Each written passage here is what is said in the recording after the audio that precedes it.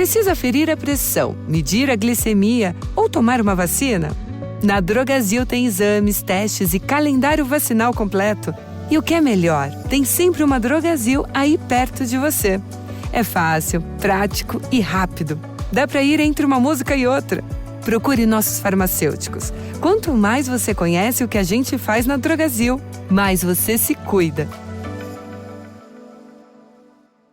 O que acende a sua vontade de começar algo? Tem uma faísca em você que te chama para empreender, investir, dar novos rumos para a sua vida. E para todos os seus começos, você pode contar com Santander Select.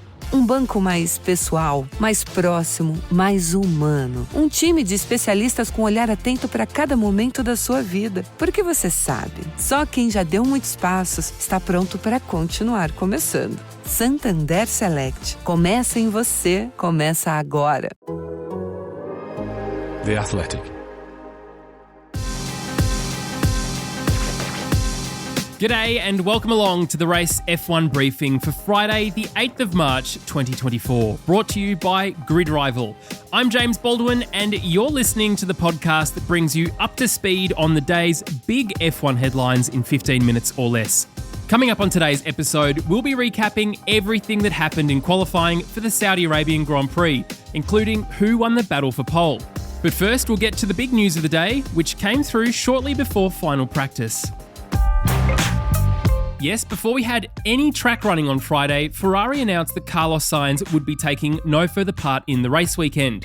The unlucky Spaniard, who missed media duties on Wednesday and looked peaky as he took part in practice on Thursday, was diagnosed with appendicitis on Friday morning and subsequently underwent successful surgery. That left the Scuderia with a seat to fill for the remainder of the event in Jeddah, and in one of those pinch-yourself moments, it went, at very short notice, to none other than 18-year-old British rookie Ollie Bearman. As the team's nominated reserve for this race, Bearman would have known there was always a slim chance he'd be required, but being thrown in at the deep end by Ferrari for his F1 debut, with just one practice session to get up to speed before qualifying, was probably beyond even his wildest dreams. Bearman's been a Ferrari junior since the end of 2021, when he won both the Italian and German varieties of Formula 4. He almost won the Formula 3 title in 2022 and was sixth in his rookie F2 season last year, with 3 feature race wins. He made his F1 weekend debut with Haas last year, with practice outings in Mexico and Abu Dhabi, and was already set for 6 further outings with Haas this year and an intensive F1 testing program with Ferrari. And before Ferrari came knocking on Friday morning, he looked primed to add to his F2 victory tally, having claimed an impressive pole position for Friday's feature race in Jeddah. On Sunday, he'll become the 3rd youngest driver to start a Grand Prix, after Max Verstappen and Lance Stroll, the first driver to start his debut F1 race with Ferrari since 1972, and the first English driver since Nigel Mansell. But that's enough stats for now. You'll probably want to know how he got on in qualifying, and we'll tell you that next.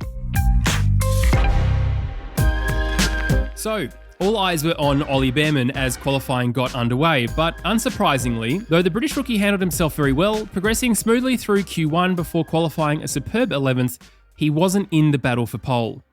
And actually, in truth, there wasn't really a battle for pole anyway. Throughout qualifying, Max Verstappen looked untouchable, and in the end, the Red Bull driver eased to pole by more than 0.3 of a second from Ferrari's Charles Leclerc. Take Verstappen out of the equation, and it was incredibly close at the front, with just 0.5 of a second covering Leclerc in second, Red Bull's Sergio Perez in third, and Aston Martin's Fernando Alonso in fourth. The McLarens of Oscar Piastri and Lando Norris were almost 0.3 further back in fifth and sixth, ahead of the 2 Mercedes. The Q3 error meant George Russell was only fractionally faster than Lewis Hamilton, having carried much larger margins over his teammate up to that point. The top 10 was completed by Yuki Tsunoda's RB and the other Aston Martin of Lance Stroll. At the other end of the grid, Alpine weren't consigned to the back row of the grid this time. That rather dubious honour went to Williams' Logan Sargent and Sauber's Zhou Guanyu, although more on that later. The Race F1 briefing.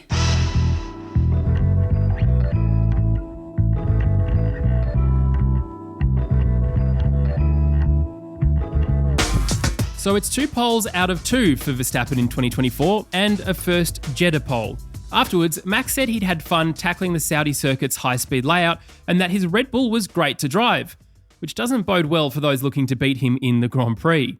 But the man everyone wanted to hear from was Ollie Bearman, who teammate Charles Leclerc said had done an incredible job. Ever the racing driver, the 18-year-old was slightly less enthusiastic about his own performance, saying he felt disappointed that he hadn't made it through to Q3, given the car's inherent pace.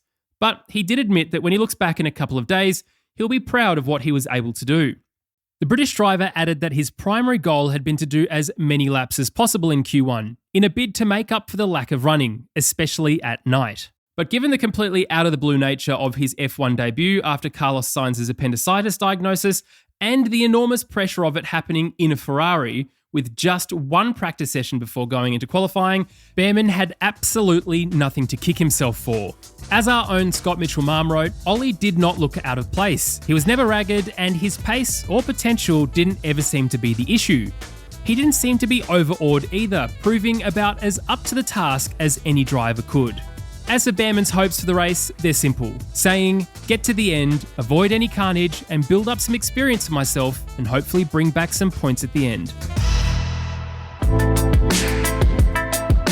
We'll take a brief pause for a moment to give our regular shout out to Grid Rival. Grid Rival is the original app for fantasy motorsports leagues and is the only platform built by race fans for race fans. Throughout the 2024 F1 season, the race is partnering with Grid Rival to bring you our very own fantasy league, with a prize pot of $5,000 up for grabs and numerous other prizes to be won along the way at individual races.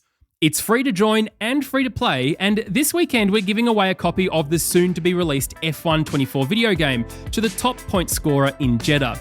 It's too late for you to sign up to win that now, but we'll have further prizes at future races, so it's still well worth entering your team today. It's super easy to do. Just sign up using the link in the episode description, and good luck.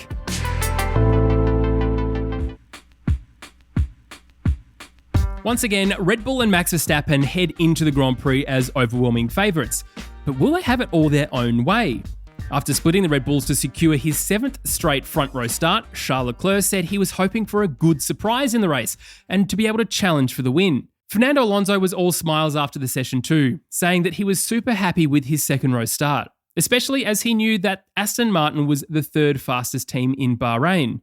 Whilst he admitted the car wasn't as strong in race pace last weekend, he confirmed the team have made some changes to try to address that for the Grand Prix on Saturday. And what about the McLarens? Well, Alonso was overheard joking with Norris in the TV pen that the orange cars were so slow on the straights that they wouldn't be able to overtake him. Norris backed up that claim, joking that he'd have to jump the start to gain an advantage. He also noted, though, that last weekend they were outqualified by Alonso's Aston too, but they were able to get him in the race. But Lando isn't as confident here.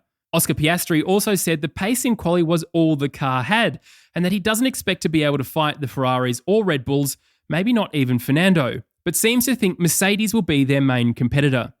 Meanwhile, at the Silver Arrows, George Russell expressed himself eager to make up for a mistake in qualifying that he felt cost him a few grid slots, banking on the W15's straight line speed to help him make up some places. Lewis Hamilton cut a much more despondent figure, however, saying he was still struggling with the car bouncing through Jeddah's fast corners, which sapped his confidence. As a result, he's not so optimistic about his race chances. One driver who played no significant part in F1 qualifying was Zhou Guanyu, who suffered a heavy crash in final practice.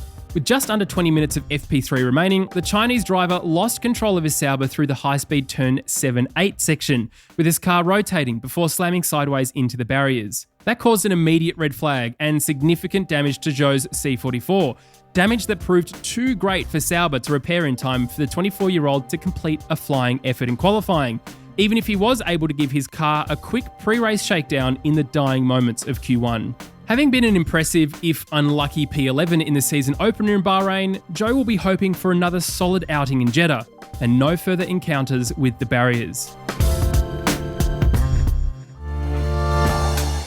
More Sauber-related news now, and in a move that will affect the team significantly in the future, Audi has taken the major decision to take over the Sauber entity ahead of its Works Formula One team debut in 2026. The German automotive manufacturer had originally agreed to buy 75% of Sauber, with existing owner Finn Rausing retaining 25% of the company. As the race's Scott Mitchell-Mum explains, Audi's plan was to scale up its involvement in the race team based in Switzerland, while simultaneously working intensively on its first ever F1 engine in Germany. However, Sauber CEO Andreas Seidel, the de facto leader of the Works project, has been pushing for some time to get Audi to do more, knowing that time is of the essence to get a team at a suitable level of performance for 2026. It should allow Audi to take full advantage of the increased capital expenditure limits it has within the cost cap, while another break comes in the form of a currency adjustment for Switzerland to account for higher wages there. In addition, Scott writes that Audi now has committed to a specific upper management structure for its project, with Seidel as CEO, the most senior day-to-day figure, and Oliver Hoffmann leaving the Audi board to take overall responsibility of the F1 program. And finally, whilst it all looks fantastic for Red Bull on track, the team faced a fresh crisis on Friday evening with a dispute involving Helmut Marko that Max Verstappen hints could have repercussions for his own future. As Scott Mitchell-Mum and Ed Straw report, the long-serving special advisor wields massive influence on Red Bull racing. He's close to the Verstappens and historically to the Austrian side of Red Bull. Although since company co-founder Dietrich Massachitz's death in late 2022, there has been a constant belief that Marko has a strained relationship with the new leadership he is forced to report to. Red Bull's F1 teams now fall under the remit of Red Bull executive Oliver Mintzlaff, who Marko is due to meet with in Saudi Arabia this weekend. As it emerges, Marko is being probed by Red Bull GmbH in relation to leaked information, which could be separate from the anonymous sharing of alleged evidence from the investigation into Horner. Exactly what Red Bull's parent company is concerned by is unclear, but it is believed to relate to comments Marko has made in private to certain parties, including the media. Despite his status in the organisation, Marko is not considered by Red Bull to be an official spokesperson. In the FIA press conference, after scoring pole, Verstappen was asked about Marko's comments and the prospect of it being Marko's final race. Max strongly indicated that he would consider his own future at Red Bull if Marko were to leave against his will. Verstappen reiterated multiple times in a lengthy answer that his decision-making would be connected to Marko's fate, saying clearly that it's important he stays part of the team, also for me. Well, that's it for what turned out to be a very busy news day. If you'd like to dive deeper into any of these stories, head to our website where our team has written tons of excellent analysis. A big thank you to you too if you've left a review on Apple Podcasts or Spotify. It's been great to know that these episodes have been adding real value to your F1 weekends. Thank you so much for your company today. I'm James Baldwin and this has been the Race F1 Briefing presented by Grid Rival.